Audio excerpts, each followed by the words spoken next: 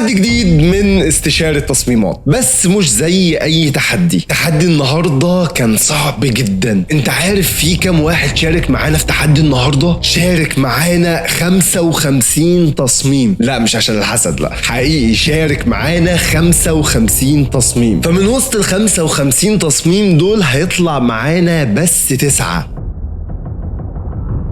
شلنا الخمسة على ايدينا ديت 4، يعني في 46 تصميم مش هيطلعوا معانا في حلقة النهاردة. وده مش معناه ان التصميمات ديت وحشة خالص، بس زي ما انت عارف ان في تصميمات بتطلع علشان خاطر بس تفوقت ولو بشوية صغيرين. يعني على سبيل المثال عشان اطلع اخر تصميم في 9 من حلقة النهاردة كان قدامي ان انا اختار تصميم واحد من 15 تصميم. فلو تصميمك ما طلعش ما تشيلش هم، وتصميمك جميل جدا بس يعني ما حصلش نصيب انه يطلع في حلقة النهاردة. ولو عاوز نقد التصميم بتاعك تقدر تدخل معانا على الديسكورد، هتلاقي اللينك تحت في الديسكريبشن. حقيقي بزعل ان في تصميمات كتير بتكون قوية جدا بس بيتم استبعادها لسبب بسيط وهو عدم الالتزام بالبريف. فعايزك تركز معايا يا صديقي العزيز في انك تشوف البريف كويس جدا، تقراه وتحلله وتفهم انت لازم تطلع تصميم يوصل لي ايه بالظبط علشان تقدر تنفذه بشكل صح وتقدر تشارك معانا في التحدي. وعلى سبيل المثال وليس الحصر، التصميم اللي طلع قدامك على الشاشة دلوقتي ده تصميم عبد الحكيم ميلود. التصميم حرفيا جامد جدا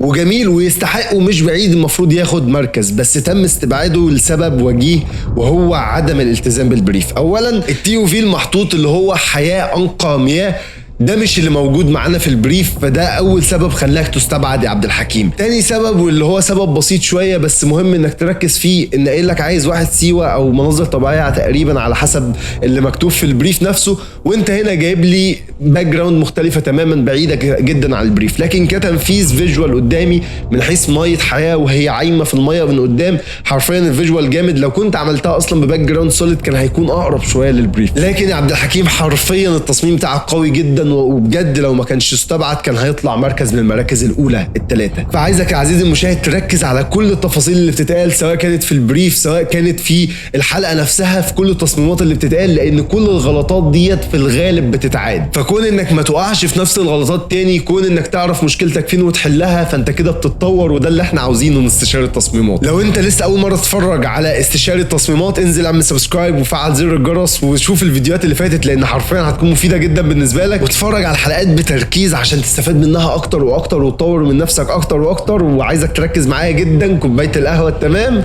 ويلا بينا يا فنان.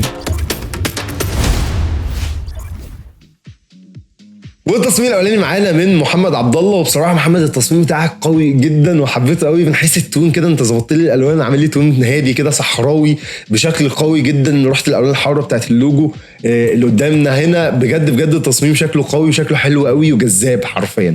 خلينا بشكل سريع نخش ازاي ممكن نطور اكتر واكتر. وبرضه على فكره عجبني قوي التكست اللي انت عامله هنا، خاصه ان انت مثلا وظفت الشيب ده من اللوجو هنا. لا عايش بجد، عايش يا صديقي والله، حبيت قوي التصميم بتاعك. خلينا بشكل سريع نقوله ايه اللي ممكن يحسن التصميم ده اكتر واكتر.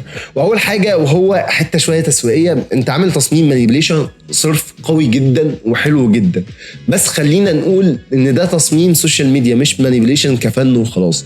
فاحنا محتاجين ان البريف نفسه هارد سيل، فانا ببيع المنتج ده، فمحتاج ان المنتج ده يكون كبير عندي في التصميم. فممكن كنترول تي كده وتخلي المنتج ايه يعني اقرب، مش قصدي برضو الحجم اللي انا لسه عامله ده، بس يعني ايه كبره اكتر كده عشان يكون اقرب للكاميرا واقرب للعين. تاني نقطه وهو اقتراح اكتر، وهو انك تغرز الازازه. في ناس اوريدي غرزتها بشكل حلو قوي تقريبا طالعين معانا النهارده في الحلقه، بس بجد لو غرزت الازازه سنه صغيره منها، مش لازم كلها يعني، حته كده منها هتبان انها طالعه من الارض وهتبان طبيعيه اكتر واكتر، غير انها تكون مايله وفي نفس الوقت فوق الرمله. الحته دي هتظبط معاك جامد على فكره. بص هي حته حبشتكنات قوي شويه، بس دي الحته دي كانت ناقصه ميه انت فاهم، زود شويه ميه كده طريه عشان الدنيا حر بجد، احنا بنسيح هنا. برضو جزئيه يعني حاجتين. اول حاجه وهي اللون. اصلا انت هنا رحت اللون بعيد خالص عن بقيه الالوان، يعني انت ماشي لي بتون اصفر ولعبت سنه على الاخضر والاحمر، فده خلاص دي الكالر باليت اللي انت شغال بيها. ليه رحت هنا في الازرق؟ يعني انا عارف ان انت رحت احمر وازرق فيعني كونتراست ومش عارف، بس انت ماشي اصلا في باليت الوان معينه ما تطلعش منها. طب انا مش هعرف اوظف مثلا بالباليت اللي قدامي دي، لو عملتها احمر هتكون ممله مثلا. ممكن تعملها اسود، ممكن تعملها باي لون تاني، ممكن بني. ممكن اللون يكون متماشي مع التصميم، لكن اللون ده تحسه شاذ شويه في التصميم بتاعك. برضو لو رحنا عملنا رول اوف سيرز زي ما احنا شايفين قدامنا كده، هتلاقي ايه ان انت ماشي هنا تمام وفقا لمساحات الامان زي الفل، بس في مساحات فاضيه عندك هنا كتير، فكان ممكن تطلع بالتصميم بتاعك او بالتكست اون فيجوال تي او في بتاعك على الجزئيه دي، كانت هتظبط معاك اكتر واكتر كوزن للتصميم. انت فاهم قصدي؟ برضو اقتراح، انت مظبط مصدر الاضاءه والدنيا جميله، حتى العصافير حتى او الطيور اللي موجوده في الصحراء ورا بالدبس اللي انت محققه لي في الخلفيه انت عامل عظمه يا صديقي. من الاخر تصميم جامد جدا ويستحق بجد يعني يطلع معانا في حلقه النهارده باريحيه وبطريقه جامده جدا. خلينا بس نقول ان في هنا يعني تقريبا قلشت منك حته ان انت عملت بلند مود، ففي اخضر باين ورا في الخلفيه من الزرعه بشكل ما ايه يعني مش ألذ حاجه، فمحتاجين الاخضر ده ايه يعني يتشال معانا شويه ما يكونش موجود. خلينا بس ايه نصغر البرش سيكا بس زي الفل. وبرضو فكره ان انت ممكن كاقتراح، مش اقتراح لا، هي محتاجه انها تكون في شادوز من او كونتاكت شادو هنا كده، بحيث ان هو ايه يعني في مصدر اضاءه جاي من هنا، فطبيعي ان دي هترمي شادو خفيف كده ناعم زي الشادوات اللي انت عاملها لي في الخلفيه اصلا وفي الباك جراوند وعلى الارضيه، برضو شادو خفيف كده تنعمه لي من هنا كده للورقه الشجره على الازازه نفسها، كانت هتظبط معاك كتير جدا. بجد بجد التصميم شكله حلو ومفيش تعليقات كتير عليه، هو تصميم حلو قوي. ممكن برضو ايه يعني تكبر سنه ديت سنه صغيره كده بحيث ان انت يعني تسد اكتر في المساحه هنا مع تكبير الازازه، سنه صغيره ما تكبرهاش جامد. مع دي ممكن تنزل تحت شويه مع ظبط دي هنا، وبرضو تكه كده لحد هنا مثلا، هتظبط معاك قوي قوي. بجد بجد التصميم مش محتاج، هو تصميم جامد قوي. تسلم ايدك يا صديقي. والتصميم اللي بعد كده معانا من اسماء صلاح، واسماء معودانا على العظمه يعني ما شاء الله بجد عليها. اسماء مشاركه معانا بكذا تصميم، ومن ضمن التصميمات هي بعتلي نفس التصميم بباك جراوند حمراء وباك جراوند اللي قدامنا ديت. وخليني اقول لك يعني هي اسماء بتقول لك اللي هو ايه، عشان ما تنتقدليش لون الباك جراوند تقول لي لا ده كنت تخليها احمر عشان اللوجو لونه احمر، فانا عملت لك واحده حمراء واحده زرقاء، واختار انت تعايش انت مع التصميم. فيعني احييك اسماء على فكره الذكاء اللي انت عملتيها، بس انا بصراحه ما وصلتليش كونسبت ان هو يخلي اللوجو لونه احمر. يعني لو انا حاولت ابررها له بحكم معرفتي وبحكم خبرتي البسيطه، اعتقد ان هو معتمد ان الميه اصلا اللي جوه الازازه لونها ازرق، والازازه غالبا بتكون مايله للزرقان، مع ان الميه ما بتكونش لها لون اصلا، والازازه المفروض شفافه فما فيش لون. فهو كان عايز يعمل لون مع الازازه او كونتراست مع الازازه باللوجو اللون الاحمر. مش عارف صراحه فكرته ان هو يختار اللون الاحمر بالذات، لان معظم ازاز الميه هتلاقيها رايحه يا اما للازرق يا اما للاخضر، ففكره ان المصمم يروح للاحمر دي غريبه بالنسبه لي، ولون شاذ بس هو كاتشي في نفس الوقت. ففكره لو ديت في ثلاجه ممكن تشد العين. احنا قاعدين بنبرر في اللوجو، خلينا نرجع للتصميم. وانا اخترت ده بصراحه عشان اللون الازرق ريليتد، مع ان اللون الاحمر كان شكله جامد جدا مع الاضاءه اللي انت كنت عاملاها ورا في الخلفيه او اللي انت لسه عاملاها في الخلفيه، وبرزه كمان اللون الاصفر اللي هنا، فكان عاطي شكل حلو قوي. بس انا رحت الازرق عشان خاطر ده الانسب للبريف، ده الانسب للميه عامه. تمام، فانت هو ده اوريدي يعني مش ازرق، ده سيان اكتر رايح للسيان. فالتصميم شكله جامد جدا، عجبني قوي الشغل اللي انت عاملاه فيه، الجمل والشغل اللي انت ضايفاه بجد بجد مجهود باين قدامي. خليني بشكل سريع اقول لك الحاجات اللي ممكن تطور اكتر في التصميم. اول حاجه حسيت ان التصميم بتاعك او الفيجوال الاساسي بتاعك اللي هو هنا ده طالع فوق شويه، يعني في مساحه فاضيه هنا بالنسبه للمساحه دي، حاولي كده توسطنيه شويه. اللوجو مش لازم يكون كبير، هو اوريدي اصلا موجود هنا فكان ممكن تستغني عنه، وتاخدي التكست باللي انت عاملاه ده مثلا ايه بالعرض هنا مثلا، او تعديه من ورا الازازه. عارفه انت ستايل ان انت تمدي مثلا في الكلام مثلا هنا بشكل ما عشان يطلع شكله كده ايه يعني كول كده وبتاع، كان هيطلع معاكي احلى واحلى. خلينا نخش بشكل سريع في التفاصيل الموجوده هنا. بصي في مشاكل بسيطه في القص محتاجه تتعالج من حيث الماسك، تتعالج من حيث القص بالبين تول مثلا احسن، تتعالج من حيث حاجات كتير جدا. برضو لاحظتها في الجمل، هتلاقي فيه كده ايه جزء طالع. فكره الخط الابيض اللي بينتج نتيجه القص ليه كذا طريقه في الحل بشكل شفوي كده لحد ما نعمل لكم توتوريالز قويه جدا ان شاء الله قريب. خلينا اقول لك ان مثلا ممكن تروح على قائمه فلتر، هتلاقي في قائمه فلتر من هنا هتلاقي في اذر، في مينيمم. يعني بعد ما بتعملي اصلا اوريدي ماسك على الجمل، المينيمم ده بيبدا يقلل اللون الابيض يحصره ناحيه جوه. فاعملي مينيمم 1 بكسل وشوفي اللي هيحصل معاكي، هيطلع نتيجه عظيمه جدا. ممكن تخشي جوه الماسك وتبداي ايه تتعاملي بفكره الكونتراست وتعمل شيفت ايدجز، والجو ده هيظبط معاكي فيه 50 مليون طريقه ممكن تتعمل، هيظبطوا معاكي اكتر واكتر.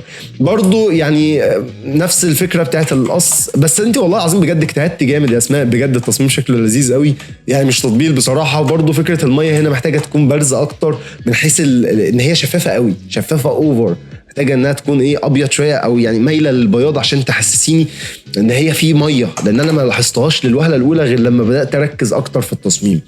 كان ممكن تدي لي شويه تكتشرز في الخلفيه، كانت هتدي لك برضو ايه ستايل كده رايق، بس النعوميه عشان بس ايه عشان خلينا نيجي برضو ايه للشادوز اللي موجوده هنا لسه ما رحنالهاش. النعوميه ديت في التصميم حسيتها ان هي ايه مش ميه بقى، حسيت ان هي سايحه في بعضها خالص. فمحتاجين ان احنا شويه نضيف شويه تكتشرز في التصميم. برضو مصدر اضاءه جاي من هنا وانت معتمداه، فمحتاجين برضو الشادوز تكون ايه يعني مايله شويه للحديه كده، وتبداي ايه تبداي تشديها كده وتمسحي من الجزئيه اللي هنا ديت بشكل افقي. ومفيش شادو لون اسود، احنا متفقين وقلنا ان في اتفاقيه صادره ومضيتوا عليها كلكم ان مفيش شادو لون اسود. الشادو بيبقى واخد نفس اللون بتاع السطح اللي نازل عليه، واديله مثلا مالتي بلاي علشان خاطر تبداي تغمقي اكتر في الشادو وتقللي بقى في الفل لحد ما يظبط معاكي الدرجه اللي انت عايزاها. لكن الشادو مفيش شادو لونه اسود. وين توتال التصميم شكله حلو قوي بجد يا اسماء، وتسلم ايدك على التصميم الجامد ده. يا جدعان بقى العظمه دي بقى يا جدعان بقى ما تصعبوش علينا بقى الدنيا دي يا جدعان بقى. ايه الحلاوه دي يا مهند بجد، ايه التصميم الرايق ده. حبيت التصميم قوي بطريقه فظيعه يعني، انت بجد ابدعت، وبجد والله العظيم كلكم ابدعتوا يا جدعان والله العظيم انتوا مش متخيلين كميه الابداع اللي انتوا بتعملوها. بجد انا فخور بيكم، واحد نفر بجد والله حقيقي. خلينا نخش بشكل سريع على تصميم مهند. ومهند هنا راح لستايل الصحراء بتاعت واحد سيوه، والدنيا بتاعت الصبار اللي موجود هتصبره وتفني لا بجد حلو قوي مع الهيز اللي انت عامله للخلفيه، بجد عظمه، وبجد عاش، واحييك على التصميم العظمه ده. خلينا بشكل سريع نخش ازاي ممكن نطور في التصميم اكتر، يلا بينا. اول حاجه لاحظتها وهي الخط اللي موجود هنا يا صديقي. بص في خط كده مشدود محتاج ان هو يتنعم ازاي؟ انك تدمج لي ما بين الجزء اللي هنا يعني ما تبينليش انها متركبه قوي، فاهمني؟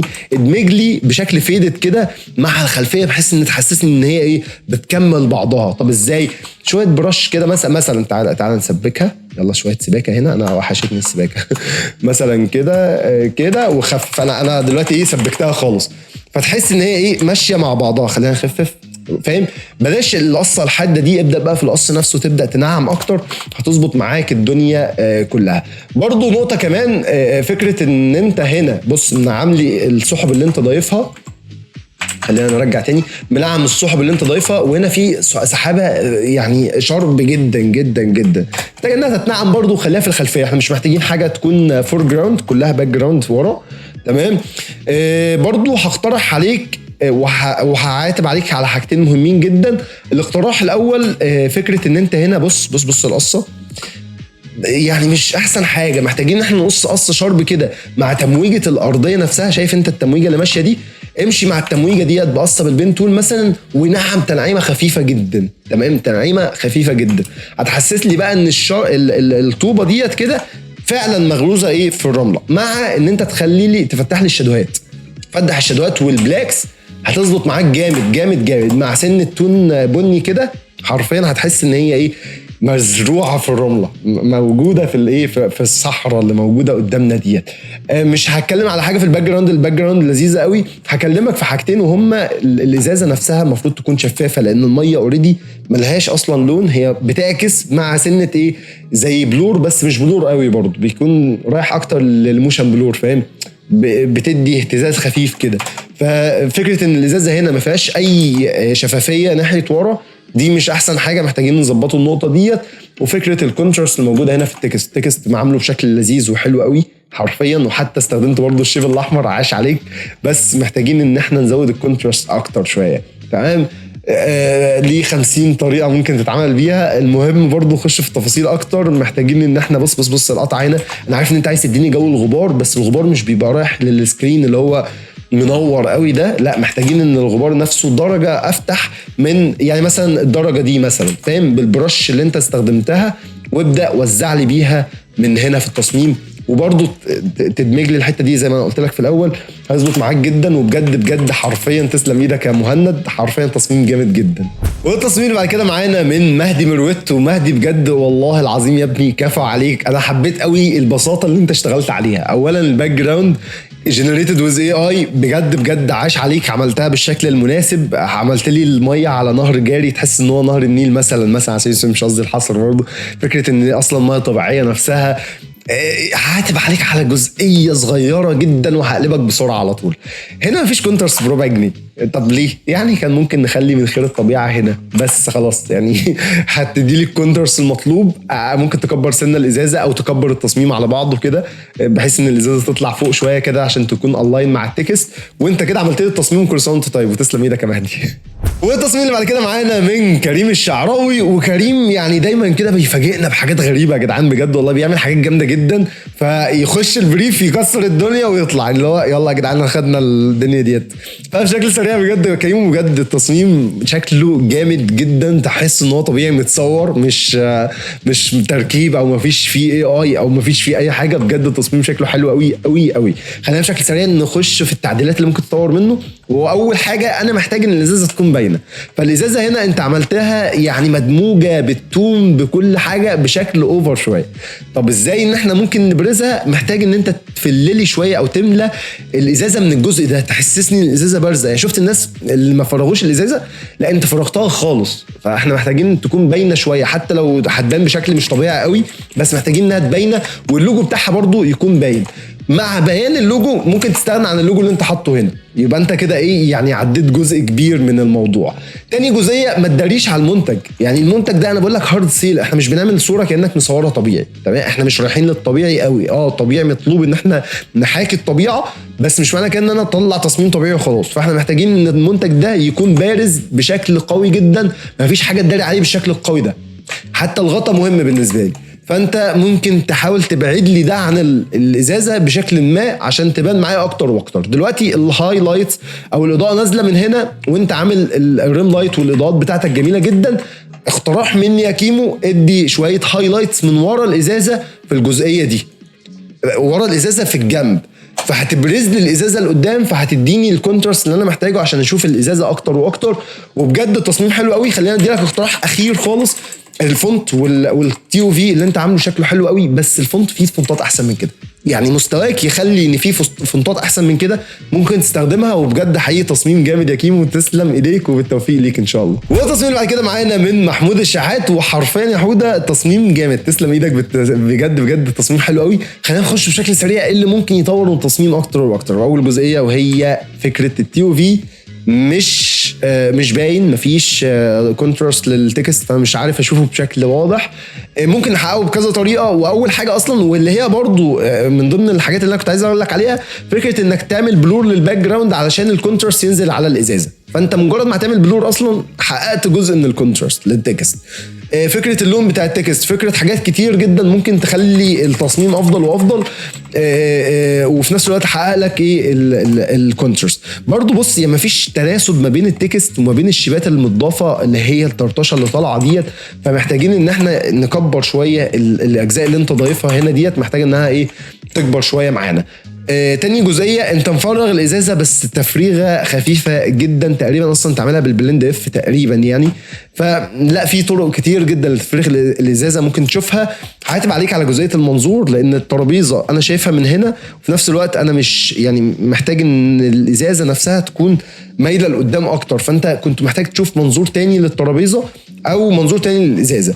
برضو فكرة الدبس والمنظور بتاع الخلفية او الباك جراوند.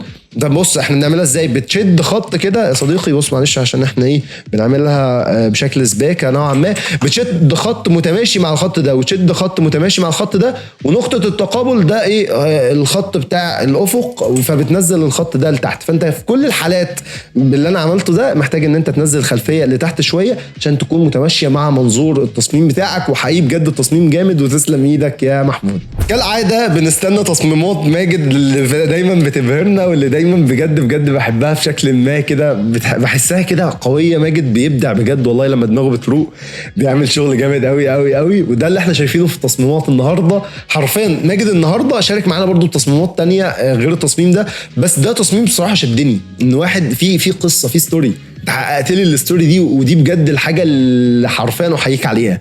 فكره ان واحد مثلا راكب حصان في الصحراء، ومثلا في واحد سيوه، بما ان انا اصلا في البريف عن واحد سيوه انها من انتاج واحد سيوه، وعطشان وفي شمس جايه من الجنب، فقدامه ازازه الميه بتاعت حياء. بجد والله بجد بجد كفى عليك يا ماجد، انت بجد حققت البريف بشكل قوي جدا، واحييك على الابداعات اللي انت بتعملها بجد حرفيا. حتى البريف اللي جاي انا شفت التصميم بتاعتك بجد ما شاء الله قويه جدا، واتمنى ان الناس يعني تبدع اكتر في البريف اللي جاي، لان البريف سهل، يعني سهل من حيث كبريف، بس صعب من حيث تحدي، لان بجد الناس بتتحدى بشكل قوي جدا وعاملين تصميمات قويه جدا. فانتوا ممكن تشوفوا ريفرنس كتير في كل التحديات، ودي نصيحه بجد قبل ما اخش في تصميم ماجد. تعالى بس نرجعوا لبعض كده معلش ثانيه، نصيحه لازم تشوف ريفرنس كتير، اتفرج، اعمل تغذيه بصريه، لف، شوف تصميمات كتير جدا معموله لنفس البراند ده، شوف تصميمات معموله للمنافسين البراند ده، شوف في اكوافينا مثلا، شوف منتجات المقاطعه عادي جدا، شوفها خد منها ريفرنس واعمل حاجه احسن منها واقوى، وانتوا قدها والله العظيم. خلينا نرجع تاني لتصميم ماجد. فبسم الله ما شاء الله بجد حبيت الستوري بتاعتك يا ماجد، حبيت الدمج والشغل اللي انت عامله بشكل سريع. خلينا نشوفوا ايه اللي ممكن يتطور اكتر واكتر. فخليني ناخد اولا انت عامل ايه، الاضاءات جايه من هنا اوريدي هي متوزعه في الخلفيه بنفس الاتجاه، نفس النظام منوره، فمحتاجين ننور جزئيه الارضيه ديت شويه من الجزئيه اللي هنا ديت. تعال نبص على اضاءه الحصان، التفريغ فيه بس مشكله بسيطه محتاج انها تتعمل، فيه افكار كتير جدا ممكن تفرغها لك بشكل سهل وسلس. الاضاءات هنا بص الشادوات ناعمه جدا، الاضاءات ناعمه هنا جدا، هنا الاضاءات حاده جدا والشادوات حاده جدا، فمحتاجين نحاكي الاضاءه بتاعت الحصان علشان تكون الدنيا ماشيه مع بعضها، وبرده الاضاءه مع الباك جراوند. فانت طالما انت عاملها لي حاده، اعمل حد على الحصان. طب هتاخد مني مجهود وهتكون صعبه بالنسبه لي، خليها ناعمه زي الحصان. طالما انت اوريدي اصلا عامل التصميم بنفسك اصلا من الاول، فاشتغل على اضاءات ناعمه وهاديه زي كده. فالاضاءات هنا حاده وقويه جدا وتقيله، فمحتاجين ان احنا نخففها. برضو محتاجين نطفي سنه كده في الازازه هنا ببرشايه كده ناعمه، هتخفف لك الدنيا ديت، وهتحسسني برضو بالكيرف بتاع الازازه، ان الازازه طالعه لقدام ما تكونش ممسوحه او 2 دي بالشكل اللي انا شايفه ده. التكست حسيته مجحظ شويه، مش متماشي اصلا مع لوجو حياه. تعال نحلل لوجو حياه كده، هتلاقي ان الفونت نفسه عريض، فانت جبت التكست عريض تمام جدا. الفونت نفسه حاد ومسحوب من هنا كله بص مربعات، هنا بص مسحوب ازاي، وهنا بص مشطوف ازاي بشكل حاد كده. فانت محتاج تحاكي ده بشكل ما في الفونت بتاعك، ان مثلا الراه تكون اخرها رايحه بالشكل ده مثلا، فاهمني؟ فده فن اختيار الفونت اصلا، انت تختار الفونت متماشي مع اللوجو ومتماشي مع المجال اللي انت شغال عليه دلوقتي. لكن بشكل سريع تصميم شكله جامد. برضو فكره ان السما تقريبا، انا عارف ان السما مظبوطه، بس انت لما عملت الاضاءه نفسها صديقي اللي حصل، غيرت لك اللون هنا واديته لك اكتر للسيان وهنا للازرق. ففي هنا تدريجه غريبه كده حاصله وقويه جدا، محتاجه انها تتظبط. فلما تيجي تحصل تدريجه الاضاءه ما تلعبش قوي في الهيو، فاهمني؟ تلعب بس في الهيومانيستي او الاضاءه نفسها كاضاءه. فمحتاجين ان اللون نفسه يكون ماشي مع بعضه. طب انا عملتها ومش عارف اظبطها، حدد الجزئيه بتاعت السما ديت واديلها الكلر اللي انت واخده من هنا ده اللي هو لونه ازرق ده، تمام، وعلى اللاير لوحدها واديلها بلند مود كلر او بلند مود هيو، هيظبط معاك الدنيا يا صديقي. وبجد بجد التصميم شكله جامد جدا يا ماجد، يعني كالعاده بتبهرنا بشكل حلو قوي، وتسلم ايدك يا صديقي. والتصميم اللي بعد كده معانا من نصر الدين. وخليني قبل ما اقول النقد بتاع التصميم يا نصر الدين، بجد احنا مركزين على نقطه مهمه، وهي الاسم ثنائي يا شباب، نصر الدين حسام، نصر الدين البلاكوسي، نصر الدين عبد القادر، نصر الدين حسن. اديني اسم ثنائي مش اسم مركب، فاهمني؟ فلما تيجي تسيف التصميم، يا ريت يا شباب سيفوا التصميم نفسه، الصوره النهائيه اللي انتوا بتبعتوها باسمكم. ما تكتبش مثلا بريف كذا مش عارف ايه قصه حاجه، لا اكتب مثلا احمد عبد القادر، اسم الصوره نفسها احمد عبد القادر. لان انت لما بتيجي تبعت الصوره نفسها كفايل سواء على التليجرام سواء على الديسكورد، بتنزل لنا بالاسم اللي انت مسيفه، فانت بتوفر عليا جهد كبير، وفي نفس الوقت بتتقي شر ان انا ممكن اتلخبط واسجلك باسم حد تاني مشارك، فاهمني؟ فيعني يفضل يا شباب، وده اللي هيحصل اصلا في السيزون الثاني. اوريدي ما حدش هيتاخد تصميمه غير لما يسجل اسمه اوريدي في التصميم، مش في التصميم جوه الصوره، في التصميم كفايل. فالاسم ثنائي وسجل اسمك على التصميم، مش انت بس يا نصر الدين، كل الناس يا شباب، نركز على النقطه دي. ونرجع تاني بشكل سريع لنصر الدين. فبجد بسم الله ما شاء الله التصميم حلو قوي، حبيته بشكل لذيذ قوي. انت عامل برضو فكره الصحراء، انت كلكم رحتوا قوي ناحيه الصحراء عشان اصلا هي انتاج سيوه وكده. بجد تصميم حلو، الاضاءات بتاعتك جايه من هنا، محتاجين بس شويه اضاءات على الخلفيه نفسها تنور لي الخلفيه. حسيت ان هي 2 دي قوي كده، محتاج انها تكون منوره. ممكن تديني دبس بشويه فيد او فوق كده جاي من ورا، بحيث ان انا اشوف ان في دبس في الصحراء ديت، ما تكونش الموضوع مطفي بالشكل اللي انت محققه هنا. برضو يعني فكره الازازه نفسها محتاجه انها تكون متفرغه اكتر من كده. معلش خلينا نشيل بس نسيت اعمل نيو لاير.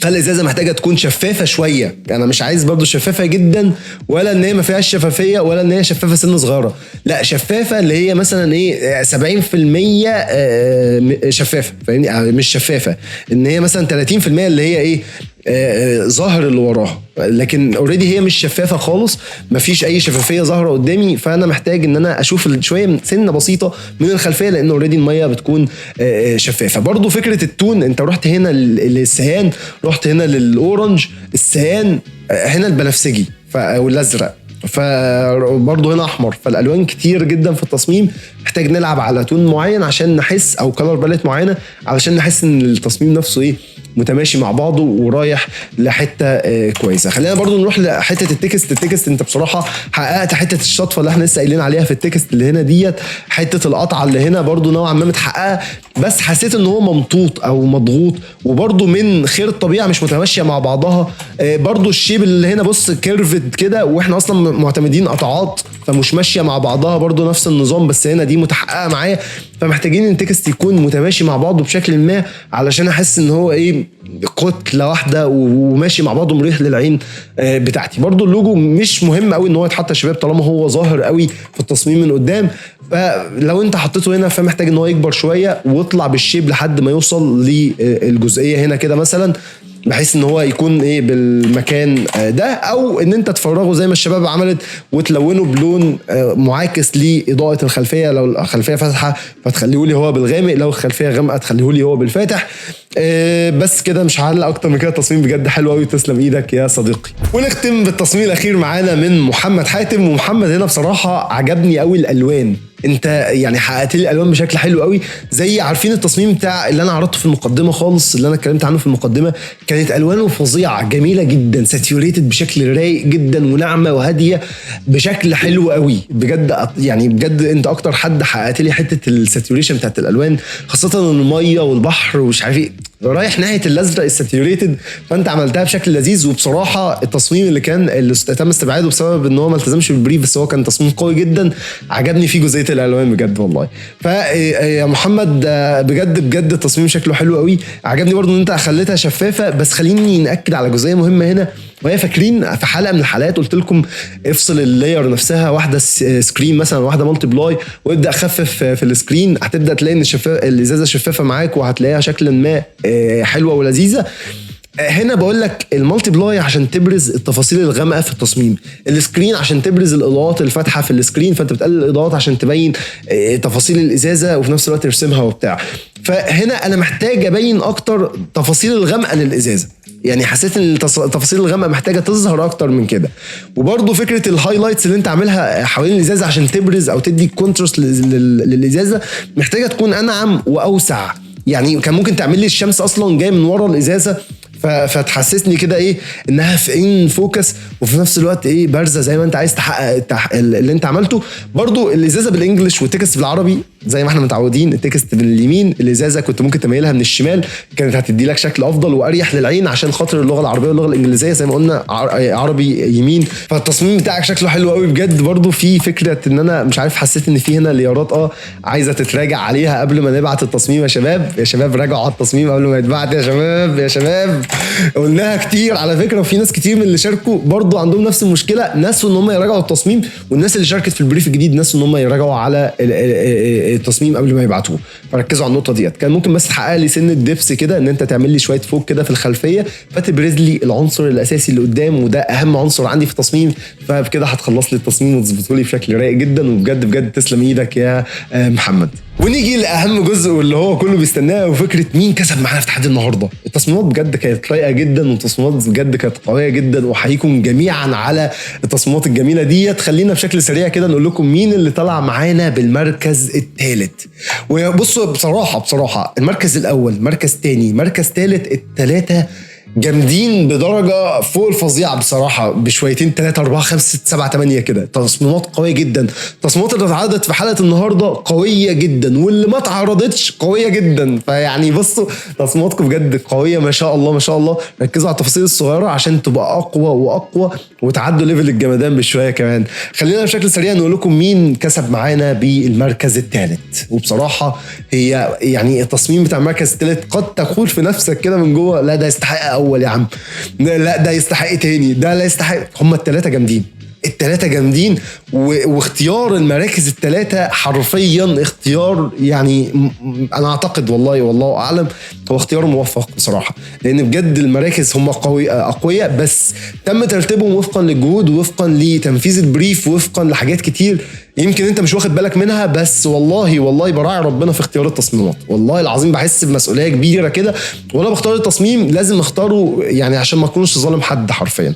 فلو انت تصميمك ما طلعش والله تصميمك حلو، والله التصميم بقول لك فيه 15 تصميم كان مطلوب مني اختار واحد عشان يطلع معانا التاسع. فيعني مش عارف اقول لك ايه بصراحه.